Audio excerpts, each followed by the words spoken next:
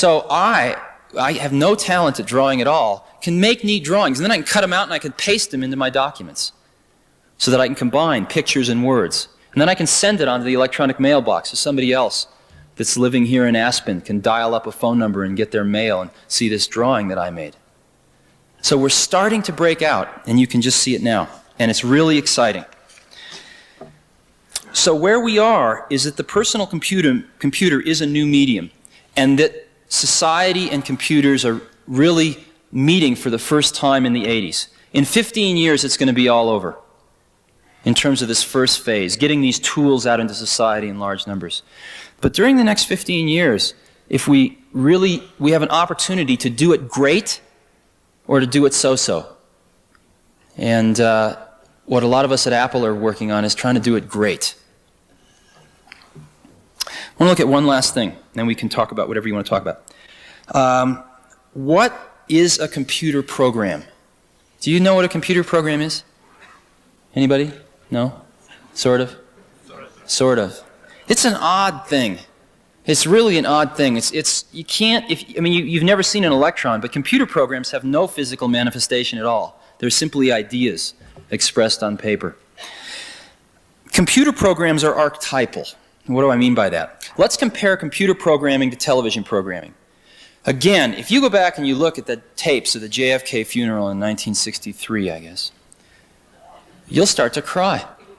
You will feel a lot of the same feelings you felt when you were watching that 20 years ago. Why?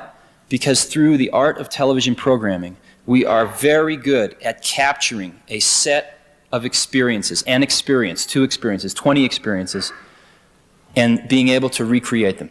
We're very good at that. It takes a lot of money, and it's somewhat limited, but we can do a pretty good job of that. You can really feel the excitement of Neil Armstrong landing on the moon. Computer programming does something a little different. What computer programming does is it captures the underlying principles of an experience. Not the experience itself, but the underlying principles of the experience. And those principles can enable thousands of different experiences that all follow those laws, if you will. And the perfect example is the video game. What does the video game do?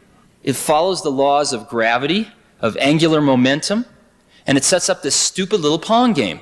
But the ball always follows these laws. No 2 Pong games are ever the same. And yet every single Pong game follows these underlying principles. Give you another example. There's a neat program called Hammurabi. And Hammurabi, there's 7-year-old kids playing this. And it's a game, and it comes up on the screen, he goes, and you're King Hammurabi. He goes, oh, King Hammurabi. And you get to be King Hammurabi of the ancient kingdom of Sumeria for 10 years. He comes, oh, King Hammurabi, this is year 1. You have 1,000 bushels of wheat in storage, you have 100 people, and you have 100 acres of land. Land is trading at 24 bushels an acre. Would you like to sell any land? No. Would you like to buy any land? No. How much would you like to plant, or feed, how much would you like to plant?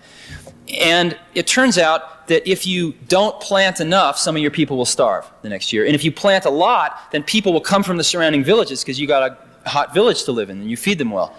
It's crude. But basically, there are these 7-year-old kids playing with this macroeconomic model.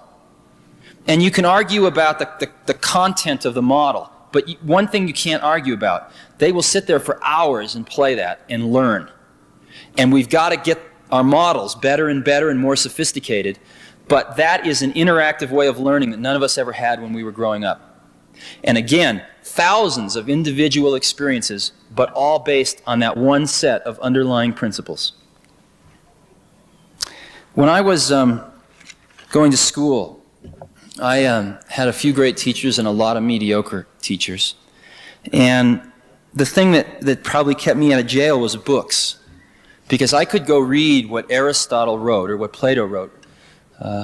And I didn't have to have an intermediary in the way. And a book was a phenomenal thing. It got right from the source to the destination without anything in the middle. The problem was, you can't ask Aristotle a question.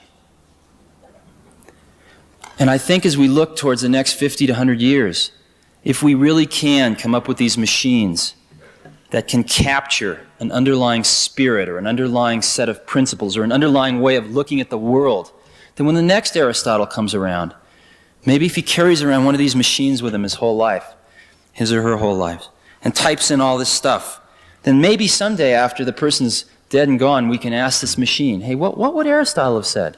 What about this? And maybe we won't get the right answer, but maybe we will. And that's really exciting to me. And that's one of the reasons I'm doing what I'm doing. So what do you want to talk about?